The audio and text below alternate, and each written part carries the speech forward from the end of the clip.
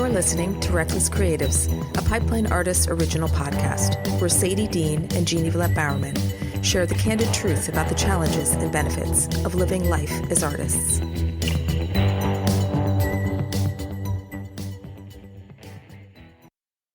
No, I was just thinking today, I don't know how Joe Rogan does it. What if you get somebody who's just a dud and you've got to talk to them committed for 3 hours? Well, you get high and take your alpha pills. That's what we're doing wrong, Sadie. We've been missing that. That's the component. Absolutely.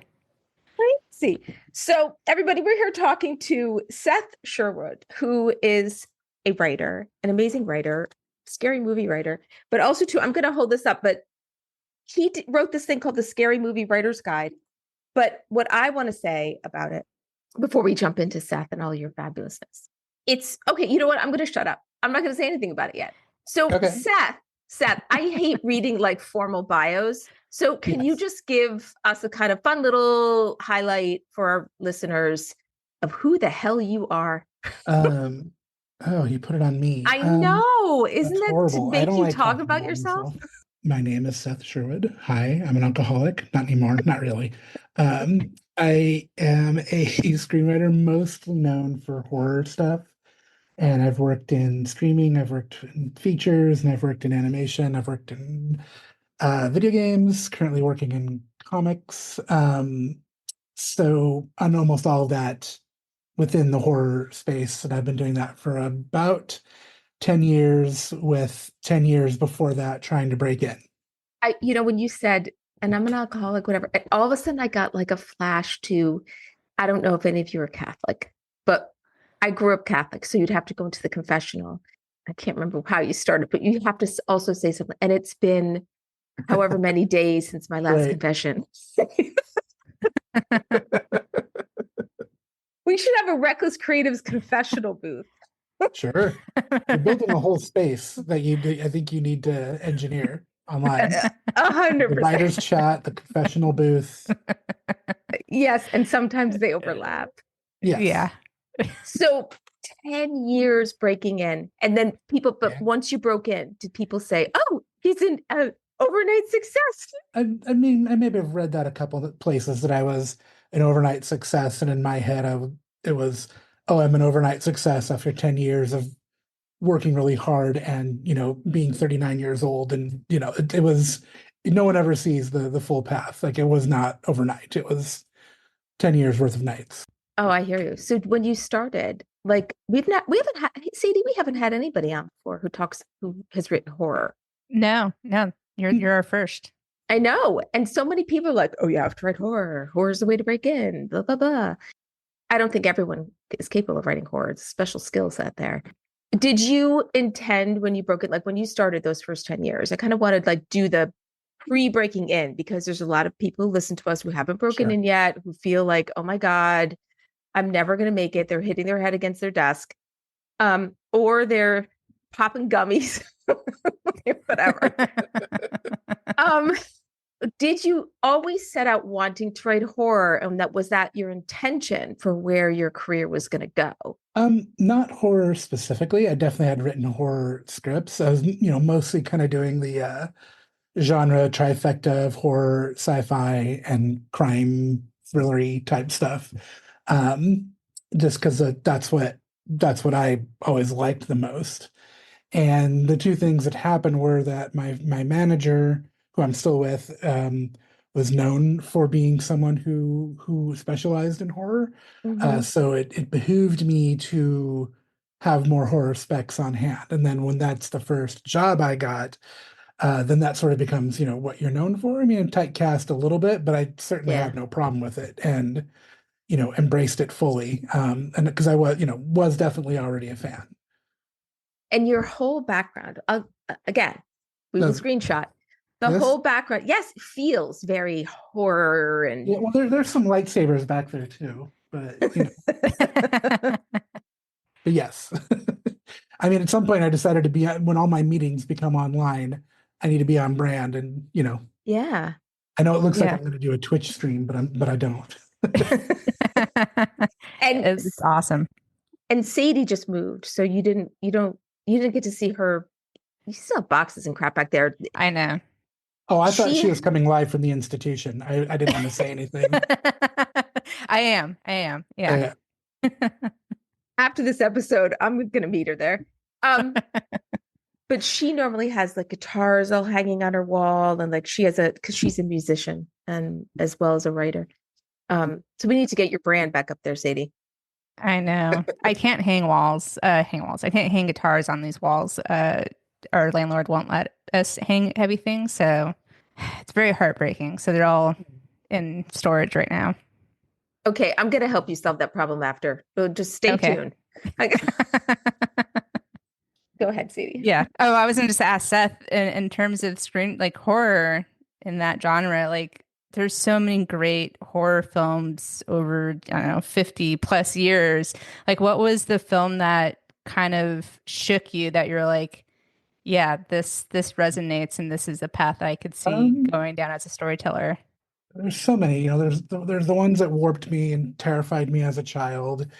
There's the ones that, I appreciated. I kind of went in and out of horror fandom over many years. I had my art school snooty days where I wasn't watching anything other than like David Lynch movies. I I definitely came and went from it. Like weirdly, when I moved to LA in '99 for grad school, and then a couple years after that, decided to focus on writing screenplays. And in that time, there was a remake of House on Haunted Hill that came out in '99. And that was kind of I felt that it was very, looking at it now, it's very '90s. It's very like MTV, and it's classic MTV, and it's editing and energy.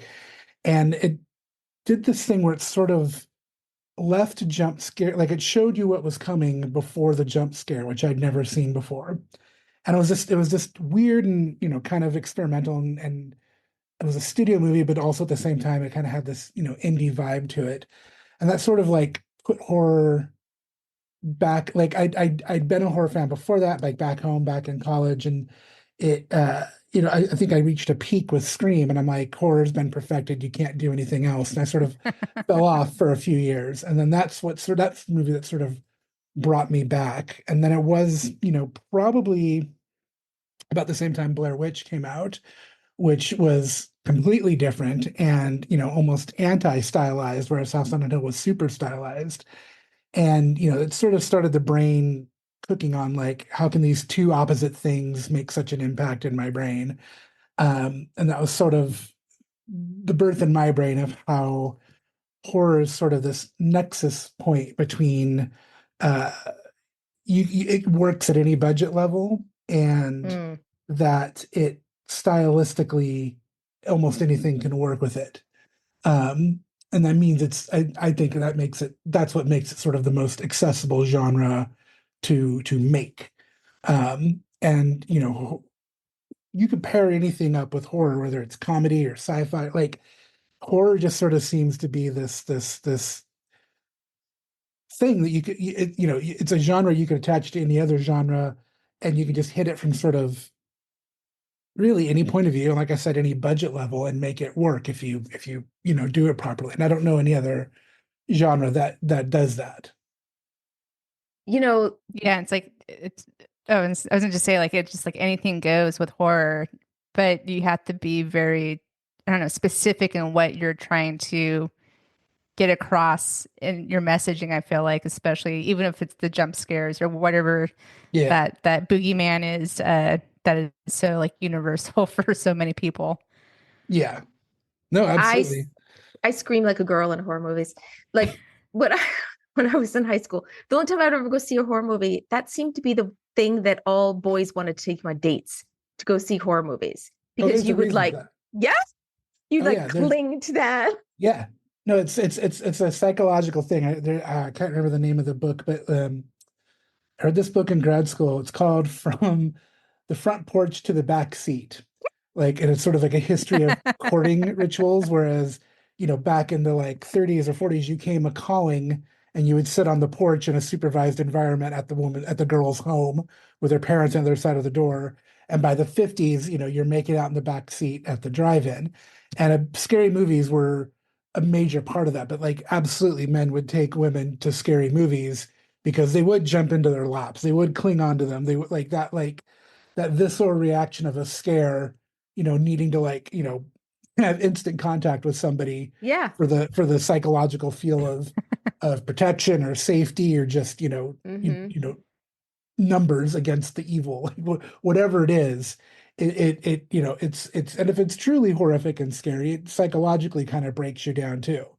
So I mean, Well, somebody at some point figured out that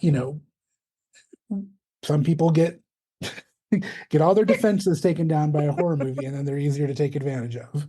well, those boys never got me in the back seat, I will have you know. But I did go to, I think probably one of the scariest things I've ever done is like the haunted house thing. Like I did that. Where was I? It was like a screenwriting conference, and then I took like a offshoot and like went to this haunted house. Maybe it was Austin Film Festival. Oh my God. Like, have you been to one of those? Like I wrote a whole movie about it. They're like yeah. They're like, so but when you wrote the movie, did you go to them to sort of research and like what's the worst thing that can happen?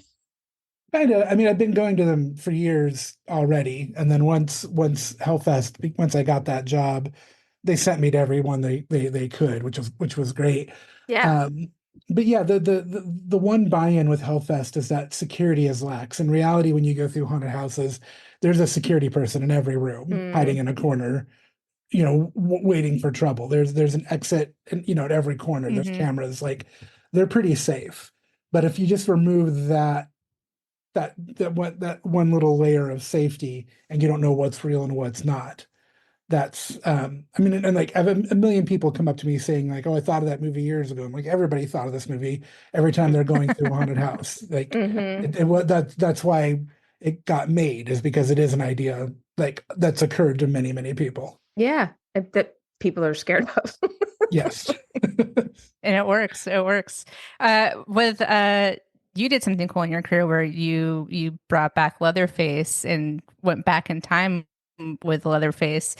In terms of like working with an iconic horror character, like what was that like for you? And was there any pressure from on that, outside, other than like your own internal pressure of like, don't fuck this up? Yeah, it was. And then like the fan service stuff. Well, yes. I mean, the thing that was weird, well, not weird, but like, I knew it didn't come to me, and they already had decided, the studio had decided they wanted to make a prequel. So that was the given. And then when I was up to pitch on it, there's a very easy version of like, if you're going to pitch young Leatherface, there's a very obvious version that comes to mind. And the remake of the original that Platinum Dunes made, they actually did a prequel to that, and that kind of, so there was kind of already in a weird way, there was already a prequel out there. So we were going back to making a prequel to the original, not the remake. It's the most discontinuous horror series franchise there is. But they told me from the start it was going to be a prequel, so I knew that, and there was this obvious version of it. And when I was pitching, I thought like, I need to pitch the non-obvious thing, and if I want to get this job, I need to do something different. So I like threw the first pitch I had out, and I just went completely in a different direction.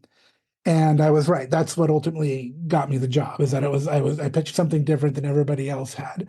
And I knew at that point that by doing this, I was going to alienate half the fandom instantly. I knew it was going to be 50-50 with fans. Like, some people were going to love it, some people were going to hate it. And I just had to accept that. To try and make the ones that were going to hate it happier, I filled it up with so much like fan service, little nods and Easter eggs, most of which didn't even get shot. So, of course, I'm mostly happy and proud of how it came out. There were some studio changes that neither I or the directors liked that are in the final cut, unfortunately. And it has its fans, and it has people who hate it, and I get the hate mail still. I got hate mail when Netflix did their version a couple years ago, and I had even had nothing to do with that, and I still got a new round of hate mail as a result. But I don't care. And going back to full circle of haunted houses, in my own personal opinion, I think the Chainsaw Massacre or Leatherface haunted house at Halloween Horror Nights in Hollywood is still the best maze. It's pretty good. Every year, it does not disappoint. That gross barbecue smell that they pump in. Terrible. Wow. But it's so exciting to go through it. I am still so scared of those things. All that stuff. I'm like the biggest wimp when it comes to that stuff, and which is really weird because my husband and I got married on Halloween. So you would think that I would think it was like the best holiday ever. Sure. But I've always been a total wimp. Like I remember watching those, like, what about those old classics that might inspire you? You know, like, what was it? Was like the hand or like what was it? I'm going way back. Children of the Corn. Sure. Like, do you like gory, like when you're writing, would you prefer to write gory stuff or would you prefer to write like psychological horror, or do you have like a preference? I don't have a preference. I love it all. I think which is sort of another thing about horror and horror fans is that, you could sit down and watch like a Z grade gore fest and have fun with it, knowing it's, sort of camp on purpose. And then you could turn around and watch like, an A24 film that's, intentionally very psychological and works with tension. And I think they're both valid and have their reasons for existing. I don't think horror has to be one thing. And I think a lot of people who say they don't like horror is because they have a very narrow view of what horror is in their head. And when really they're probably just focused in on one type of horror and don't want to sway from it. The whole term elevated horror is sort of a bullshit phrase made up by a journalist who saw a horror film and liked it, but didn't want to say they liked a horror film. So they, invented a new term to sort of describe what they saw. Elitist horror. Yeah. Right. Yeah. And I do. Exactly. I think you're right, though. I think a lot of people assume when they hear horror, they immediately think, chainsaws and blood and, Jason and all that stuff. But there's a lot of layers. Unfortunate. There's even like there's legit filmmakers like Paul Schrader said a bunch of crazy shit recently, like, kind of went off on how there's no value to horror films, and he made one of the best ones in the 80s. And he probably, was so coked out he forgot he made a horror film, but it was it's just so irritating. And that's why it's really exciting that Heretic and Substance are up for Oscars, because Substance doesn't have the tension and feel and scares of a horror film, but it's got oodles of gross body horror and fluids going on. And it's fantastic. It's fantastic. Yeah. I haven't seen that one yet. I have to. Oh, it's very good. It is very horrifying in so many ways, but the gory stuff, I definitely was covering my eyes through all of that, but I appreciated it. So you were covering your eyes during like the scary, gory stuff. So will you at some point watch it, maybe watch it at home later and not cover your eyes because it's on a smaller screen and you feel like I could watch this? Doesn't matter. Will you still cover your eyes? What screen, if it's on my phone, whatever. I can't see blood coming out of bodies. I don't know. It just freaks me out. It's just my own thing. And there was a lot of blood and a lot of festering things and oozing, and it's great, but also like this is scary for me. Show me everything else, but this is too much. It's great, everyone, but go see it. But go see it. It is fantastic. Yeah. So I want to bring up this. I'm holding up Seth's book, The Scary Movie Writer's Guide. And what I loved about this, there was one day I think it was when it was still Twitter, not X. You and I were talking about structure and programs and how to create something for like a little guide for yourself instead when you don't want to use a whiteboard and you want to be on your laptop. So that got us on this structure conversation. And then I found out Seth had this book. And literally this book, it is not just for horror writers, because he's got all these like worksheets and stuff. It's all about structure. I mean, story is story. And I think the more people lead into that, like they're just trying to tell a compelling story, they can make the elevated horror.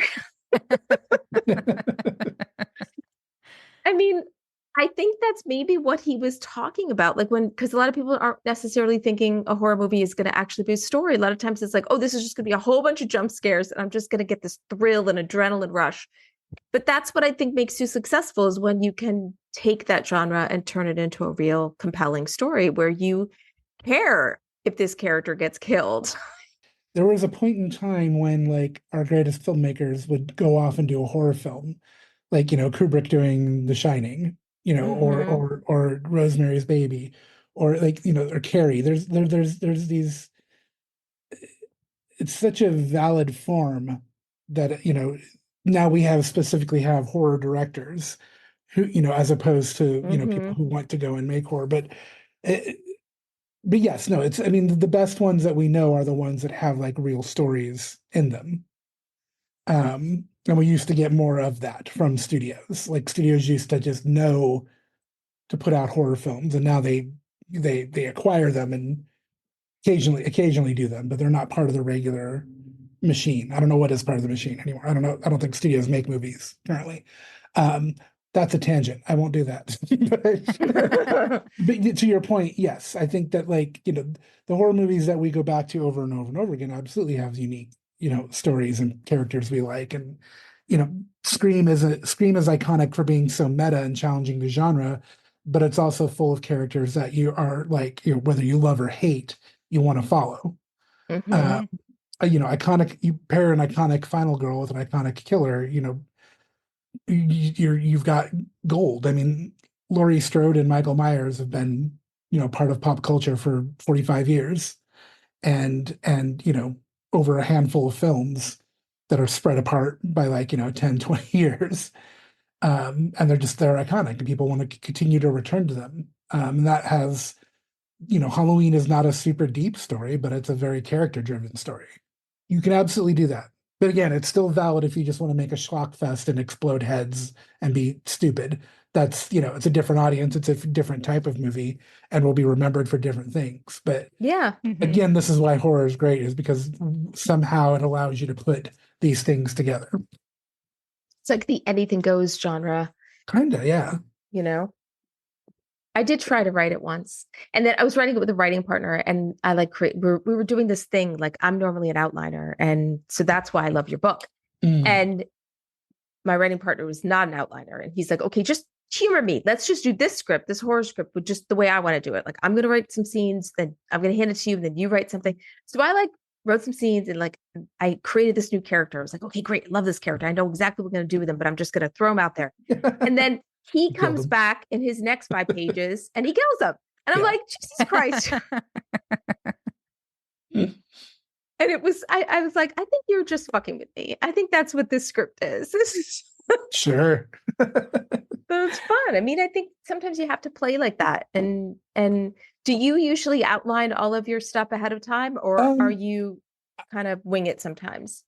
A little of both. I'm a firm believer in that you need a plan, but I'm never married to my plan. That book is sort of a distillation of the process I made for myself over like 10 years. And I've written enough scripts at this point that a lot of it is just intuition and autopilot for me. So if I say I'm winging it, I've got like, 35 scripts behind me, and then I'm not really winging it. And like, I kind of know, I've kind of got it programmed into my head how to go. I don't do detailed outlines anymore unless it's a job and I'm hired to, in which case you have to, because it's part of the steps you get paid for. For my own spec work, I generally just have like a one sheet that have my big points on them. And just the basic bullets of like, and I in my head, I break a movie into 4 parts. There's act 1, act 2, part 2, and act 3. And I generally, just again with practice, know how to arc to those. But I also, as I go, generally change my plan the closer I get to the end. But I also like to get in as soon as possible. I'm a firm believer that people who are obsessed with world building and it can it absolutely it does count as writing, but it doesn't count as getting your story anywhere. And I know far too many people who, will spend, a year writing detailed biographies for every character and making maps and giving the town history, all those things. And that's fun and that's cool stuff. It can absolutely feed your screenplay. And I think you need some of that. But if you're spending more time doing that than you are writing the story, you're avoiding writing. So I tend to get in as soon as possible. Yeah. Keep preaching to Jeannie. She needs to hear this. I wrote 346 words yesterday. Shut up. Okay. There's no wrong way to write. Everybody, I think that's what you and I had talked about, because I think you'd asked me just simply like, what's your process? And I think the other thing too, I definitely let the project determine the process. Like I've done things once I start writing, it's generally just off like a single page of bullet points. But whatever got me to that really does like vary. I've used tarot cards to make a structure. I've used the board. I don't love the board, making a board. I used the worksheets for a long time. I used the worksheets that I adapted to put into that book. And I think it's just, not every story wants to be broken down the same way, which is kind of why I'm a little bit of an anti-save the cat person. Not fundamentally in terms of fundamental structure, I think it's solid. But to say you have to do this on this page and you always have to do this and you always have to do that, I'm very against that notion. Yeah. But at the same time, you have to know it because all the execs who will greenlight your movie have read Save the Cat. So in your reading drafts, try to trick them. And then as you move forward, you don't have to do this on page 32. You could do it on page whatever. Yeah. But I really let the project sort of tell me where it wants to go. So when you deliver this outline when you're being paid to write something, and then you're writing it and you're like, okay, yeah, I think it has to go over here. Do they even remember what the outline was in? If you deliver something really amazing, are they saying, wait a minute? I will say half the time, no, they don't remember. 40% of the time they will remember, but then you walk them through it and they read the pages and they'll realize what you're doing is right. 10% of the time I encounter like people freaking out and saying, no, you said you do this, we have to do this. This is what everybody's expecting. Generally, once I hit the page and I turn in pages, I'll say, hey, I found a way once I got there to combine some of the plot points and nudge things around. And usually people get that that's part of the process, so they'll go with it. It's funny that because I like in a writer's room for like TV, one of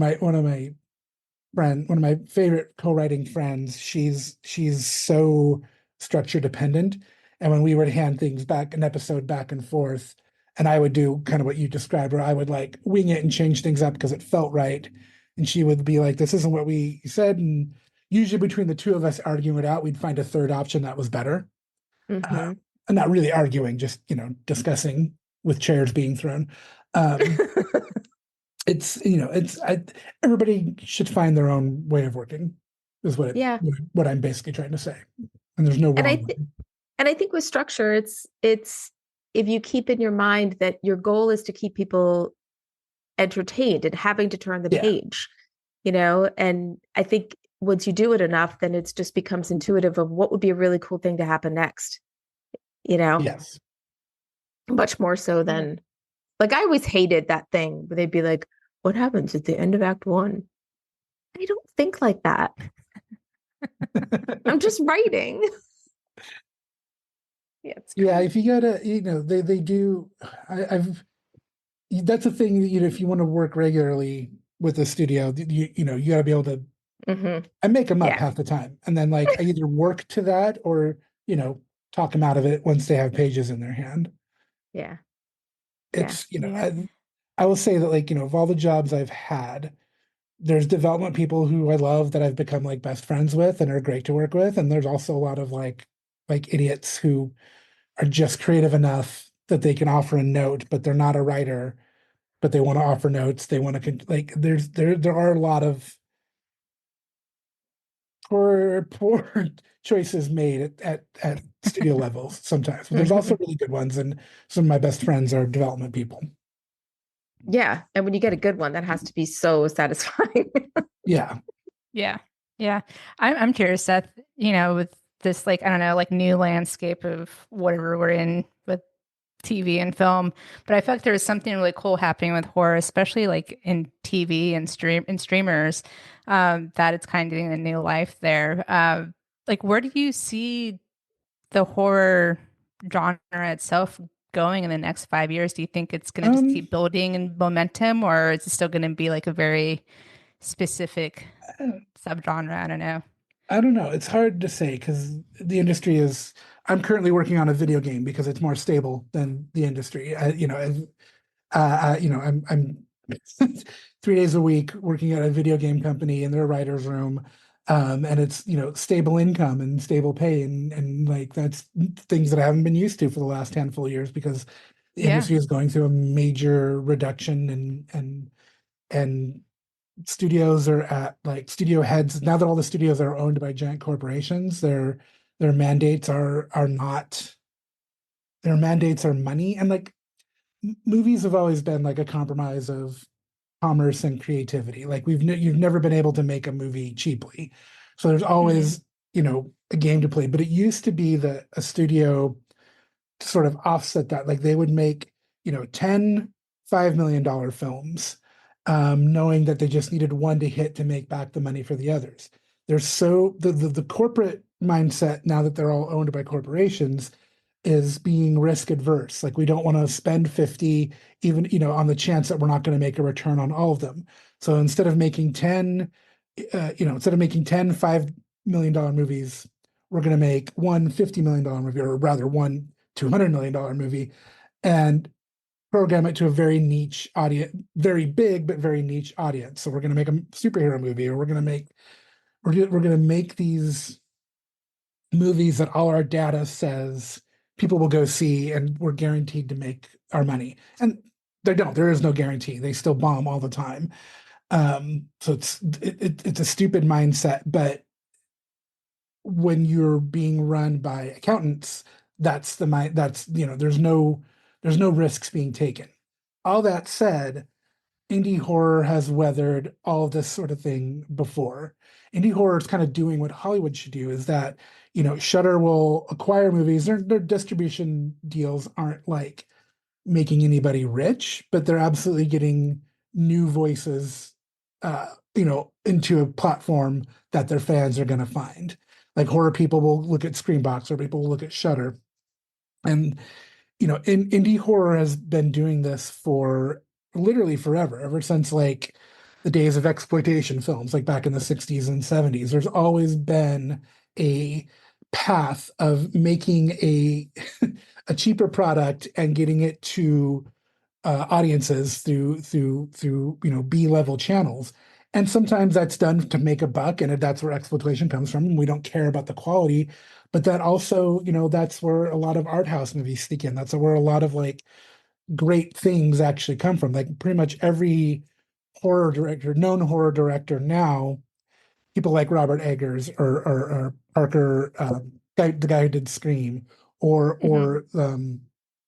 Lay One Out, like all these people who are like hitting it in horror did so on a small version to begin with. And that model's always existed, and it's a little fraught right now in that the people who would give you money up front are being just as affected by the problems in the industry as everybody is, which means there's problems with insurance, there's problems with guarantees, and those affect everybody. Which is again a bigger conversation. But horror has always managed to weather these things by sort of just playing by their own rules. Which is why back at the beginning of this conversation, it's a popular genre for people who want to break in.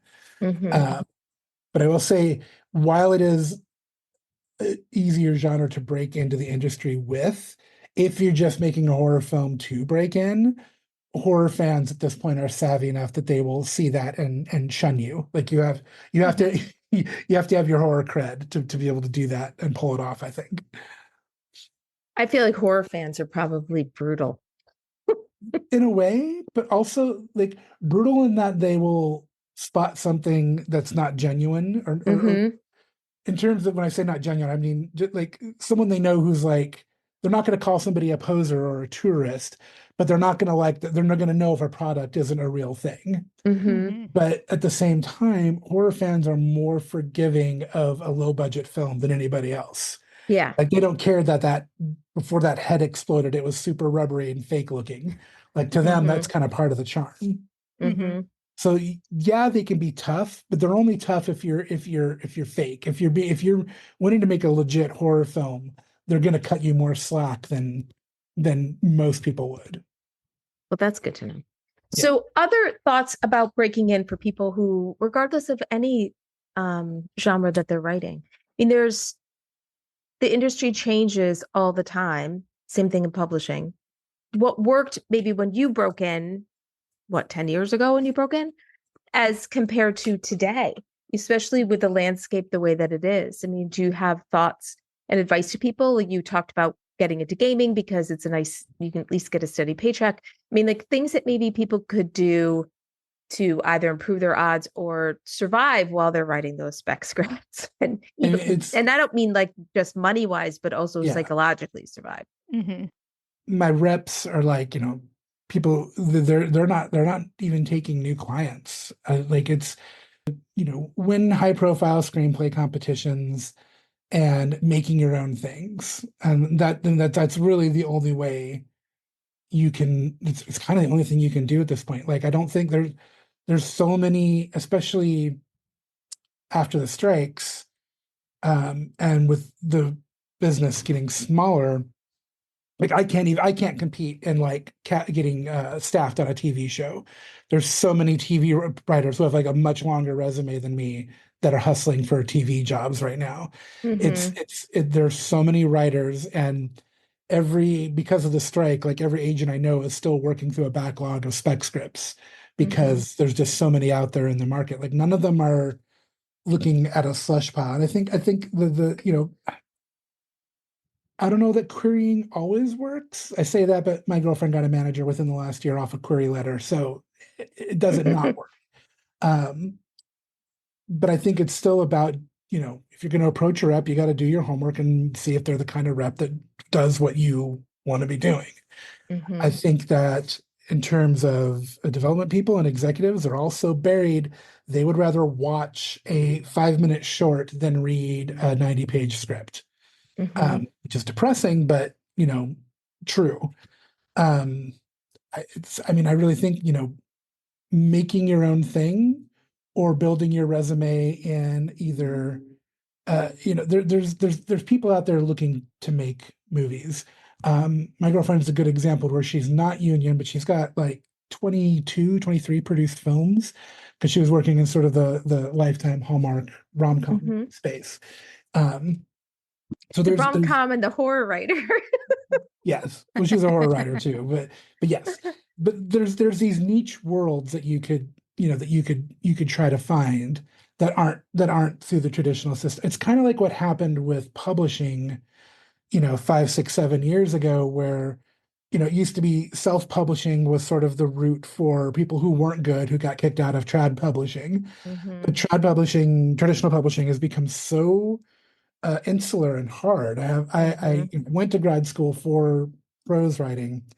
I have a few friends who've published books. I have one friend who's managed to put out multiple books, and asking him at one point, I'm like, how do you really make this happen? And he's like, oh, you got to move to New York and live there for 6 years and entrench yourself in the literary scene and know everybody. And I'm like, I'm not gonna fucking do that. That sounds terrible.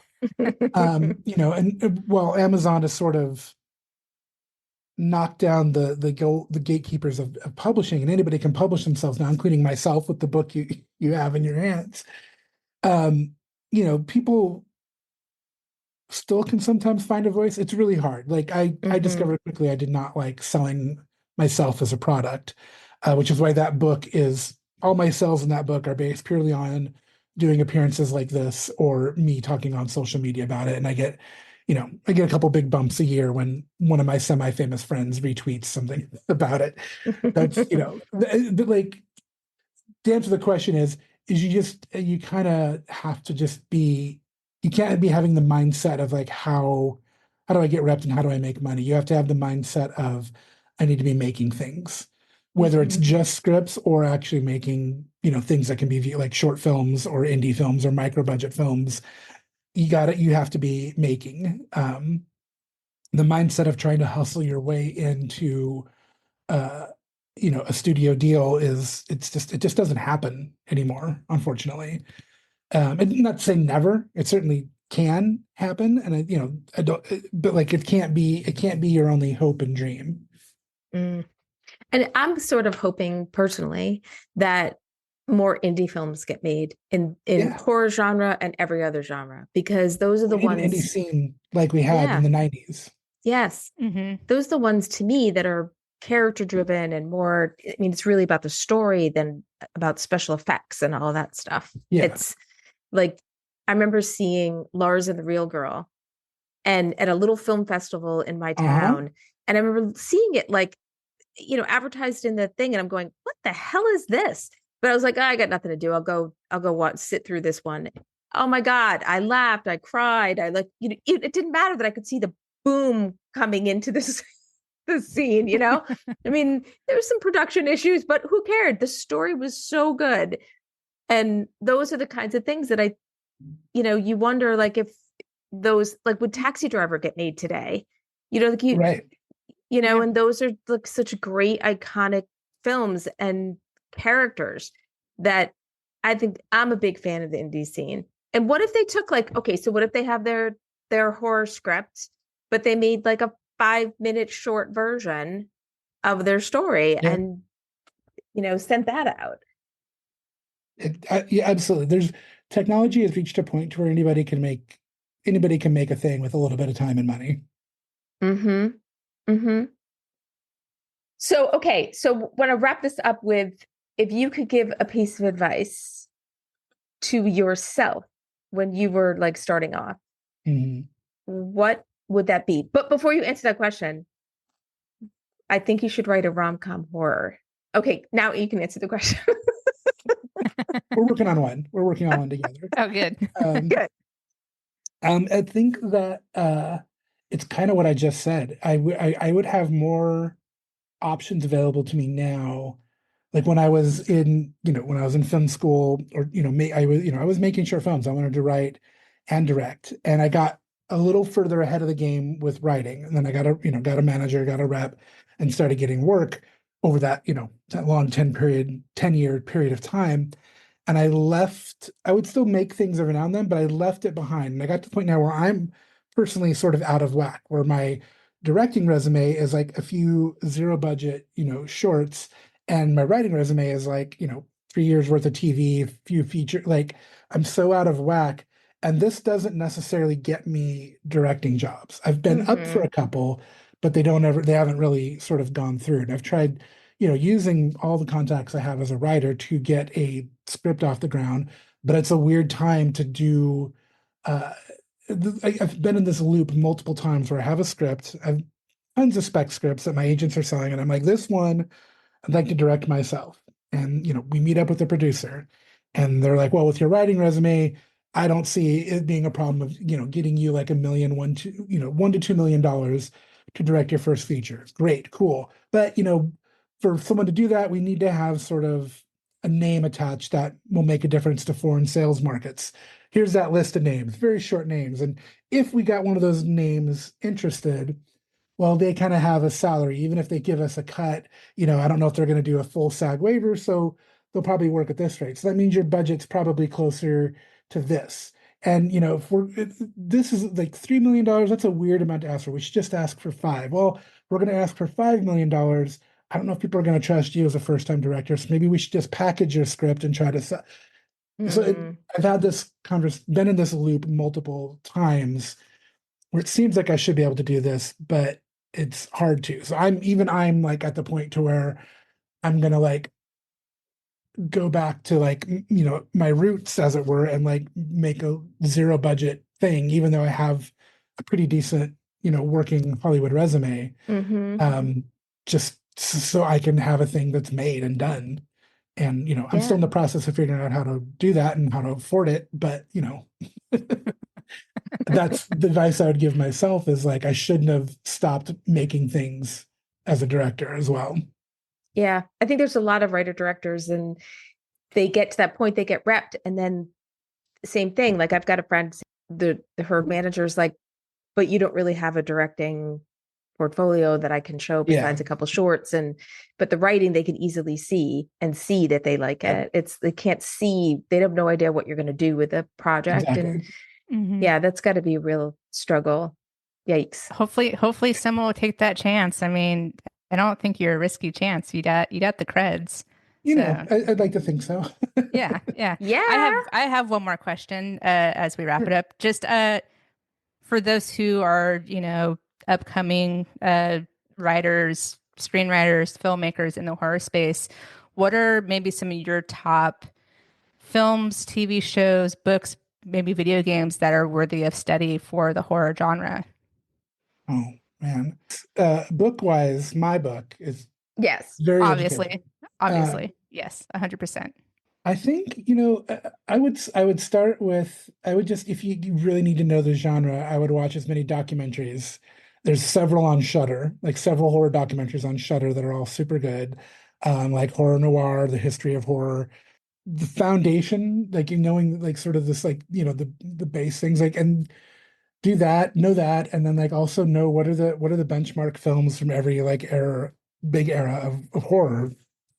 Start with Nosferatu, go to like the Universal horror films, go to the Hammer horror films, go to the classic slashers in the 80s, like what every era sort of has a sort of staple of what horror was represent. Like horror has so many subgenres, and they've all been popular at different times. Like you should see the fundamental, like you need to see Halloween, and if you're going to watch Halloween, you need to know what birthed Halloween, which is Peeping Tom and Black Christmas. Like I think it's just doing the homework. I can't think of the answers, but also like you have to there's no shortcut. If you want to know a genre, you need to start at the roots and work your way out. And buy my book. And buy your book. Yes. Of course. Excellent advice. Well, thank you so much, Seth. We really appreciate this. Thank you. This is great. So we'll put the book in the show notes. We'll put how to follow Seth on social in the show notes, and everyone get off of social and just write. Yes. Yes.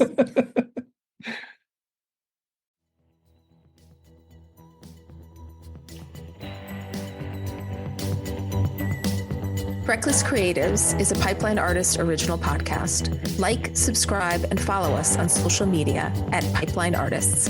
And find more info at pipelineartists.com/listen. Until next time, stay reckless.